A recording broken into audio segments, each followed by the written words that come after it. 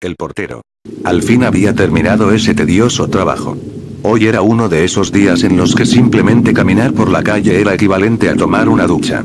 La humedad presente era tal que el señor plomero se sentía atravesando gelatina viscosa e invisible. Los 40 grados que hacían en la calle no hacían más que distorsionar el pavimento y convertir el centro urbano de la capital federal en una suerte de escenario postapocalíptico de guerra nuclear, en el cual los desgraciados sobrevivientes no hacían otra cosa más que vagar de aquí a allá con caras agobiadas y corbatas demasiado apretadas. Nadie se detenía más de lo necesario y, contrario al bullicio que normalmente toma lugar en aquella zona rebalsada de actividad, era notoria la falta de voces gritando, hablando por teléfono y de cualquier tipo de conversación humana. De hecho, al contrario, el ruido de los motores de autos, colectivos y camiones era predominante. Había llegado aproximadamente a la 1 de la tarde a aquel antiguo edificio, vestigio del antiguo diseño señorial que predominó en Argentina hacía menos de un siglo, al que ingresó luego de intercambiar algunas palabras rápidas con el encargado sobre el problema en las tuberías del sótano. Dedicó 40 minutos apantallándose con la mano en un intento vano de juntar un mínimo de aire potable, resollando por el olor a podrido y estirándose el cuello del mono de trabajo un mínimo de 30 veces antes de terminar el arreglo.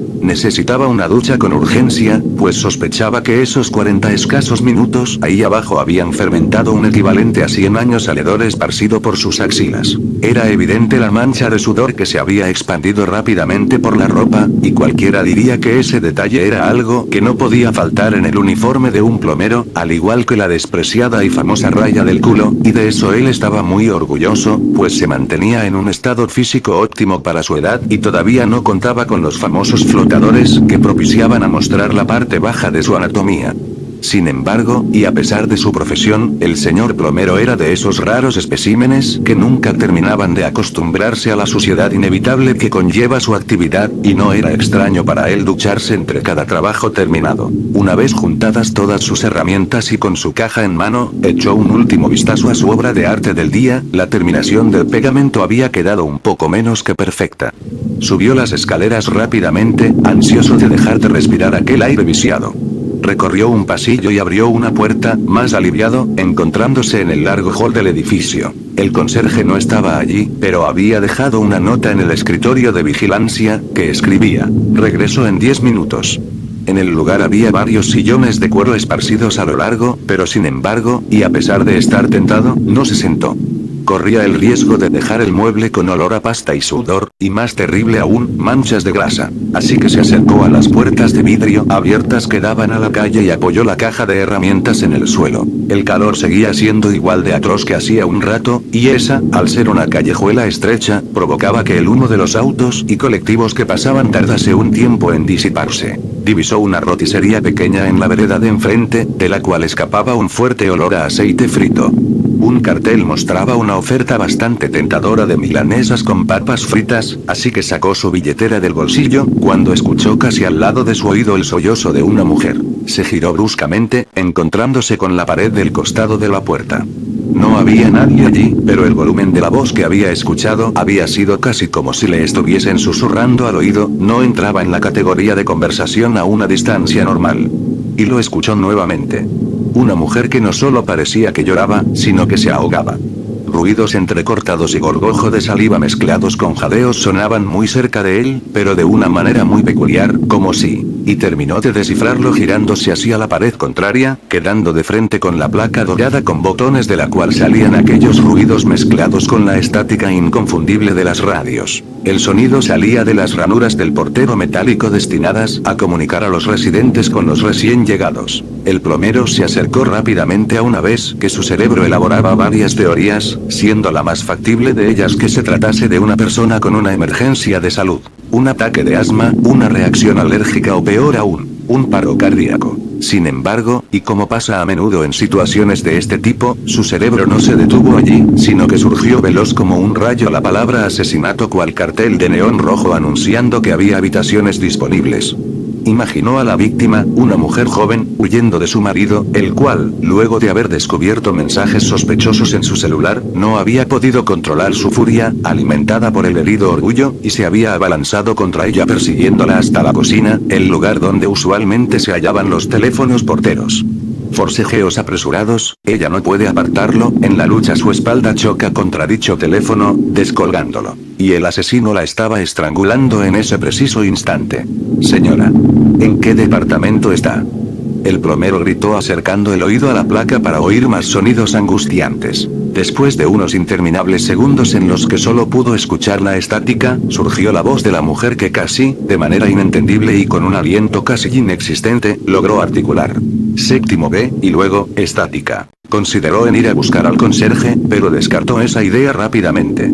Si de verdad alguna de sus teorías era correctas, esa mujer necesitaba de su ayuda con urgencia. Mientras corría hacia el ascensor al final del pasillo, surgió un pensamiento en el fondo de su cabeza.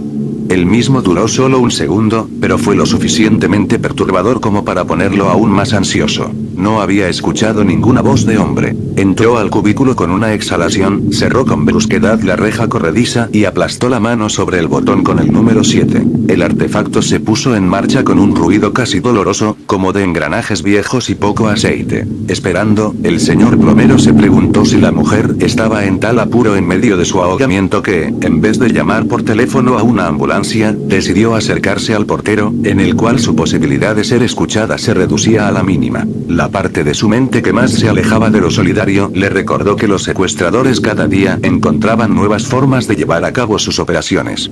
Si esta era una nueva estrategia, no la encontraba del todo efectiva, ya que él podría haber decidido llamar a una ambulancia o al conserje. Sus cavilaciones aún estaban en marcha cuando el aparato finalmente, con una sacudida, se detuvo en el séptimo. Corrió la reja de un tirón y se apresuró al pasillo, divisando la puerta que él buscaba a solo unos metros. La puerta estaba entornada, cosa que le extrañó, pero sin darle muchas vueltas ingresó al departamento de una zancada. Inmediatamente, sintió náuseas por la ola de hedor pútrido que le chocó en la cara. Una mezcla entre humedad, encierro, comida podrida y algo más que no lograba identificar, pero parecido al olor que largan los animales en el zoológico. Estaba todo a oscuras, excepto por la luz amarillenta de una lámpara encima de una mesita en el espacio que él reconoció como el living y la que entraba desde el pasillo.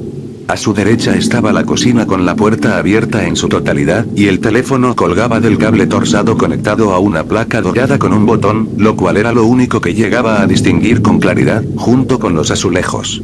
El único sonido presente era su propia respiración y la estática del auricular. Se acercó cautelosamente a la entrada de la cocina, cuando sintió algo blando debajo de su bota. Apartó el pie con rapidez, esperando encontrar una rata muerta o algo por el estilo, pero lo que vio fue algo muy distinto. En un primer momento, pensó que se trataba de una larva grande y blanca, pero se trataba de un dedo. Un dedo casi explotado por el peso de su bota. Sintió como la bilis se le subía por la garganta, dejándole un sabor amargo y asqueroso en la boca. Se dio media vuelta, reprimiendo las ganas de devolver su desayuno. Ya estaba llegando a la puerta cuando escuchó la voz de mujer más seductiva que había oído en toda su vida. La misma tenía esa distorsión característica de las radios y provenía, cómo no, del auricular colgante. «Bonita obra de arte tienes allí». Sí, esa desagradecida se lo merecía. Llenarle los pulmones de cemento fue una idea muy ingeniosa para conservar su pose.